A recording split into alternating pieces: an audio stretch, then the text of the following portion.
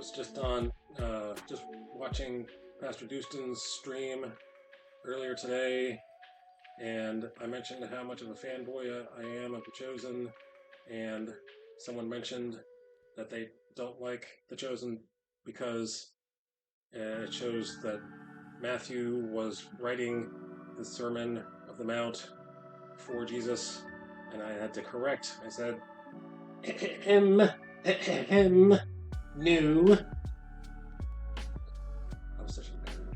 I'm so sorry. I'm so sorry. If you're watching the person I corrected, I'm so sorry for correcting you. But Matthew was not writing it for Jesus. He was writing it down for Jesus. He was Jesus' scribe. So, and that's a creative choice. That's a way of telling the story. A way of telling the story that, we know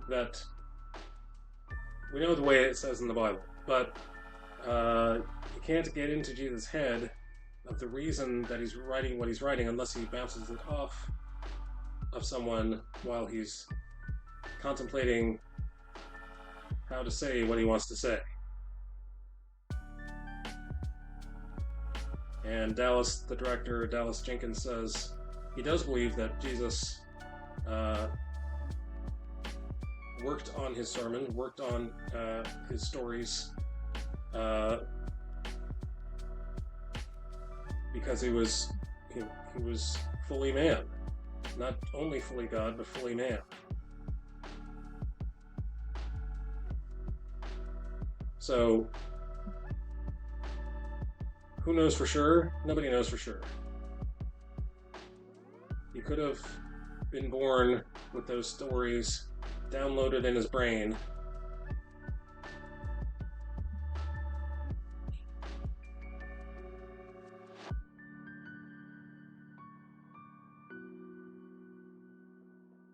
It could have been that every time he spoke, the Holy Spirit gave him the words to say.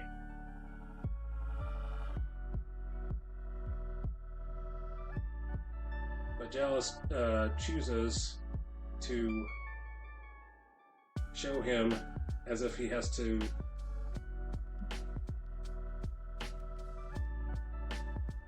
figure out the right words to say. It's most likely that the reason I am saying these things is because I just listened to an interview with him on the Bible Project, and Timothy Mackey says that it's most likely that Jesus said these things repeatedly, and Matthew just combined all of these stories into one Sermon on the Mount.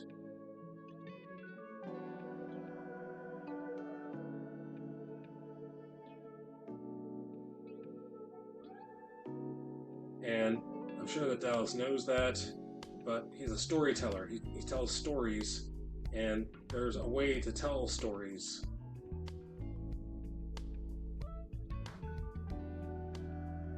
Today, in the 21st century Western mindset, and that was not the way that you told stories back when the Bible was written in the first century in the East.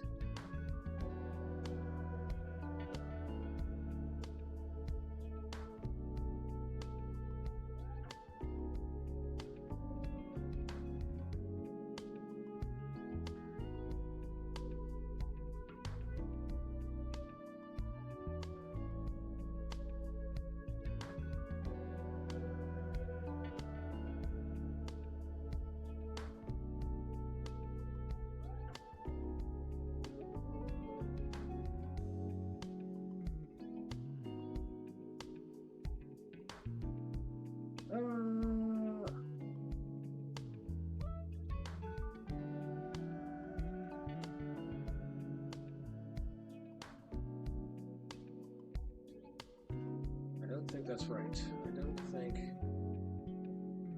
I think he had lips in the previous put his lips? Where did I put his lips?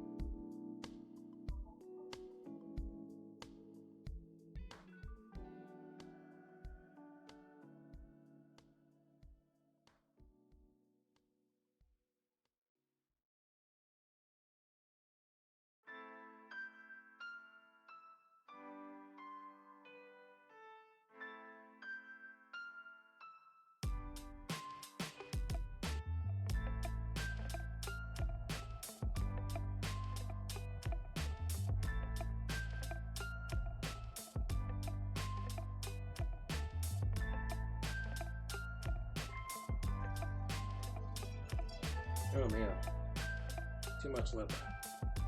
Don't give me no lip.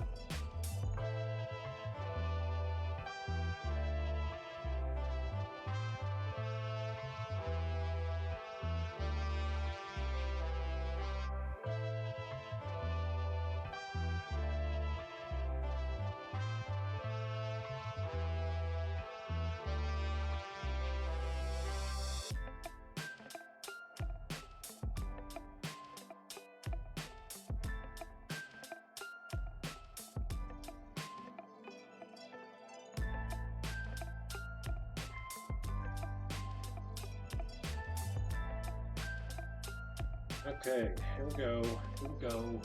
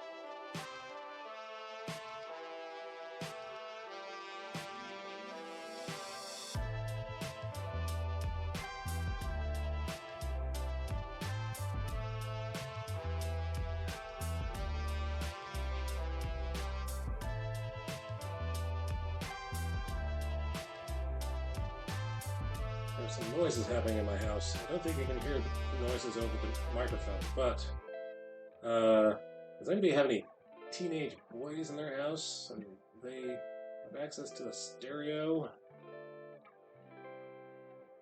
I don't believe I had such a loud stereo when I was a teenager. I don't remember being so loud. I remember being loud in my car when I was driving, but I don't remember being so loud at home.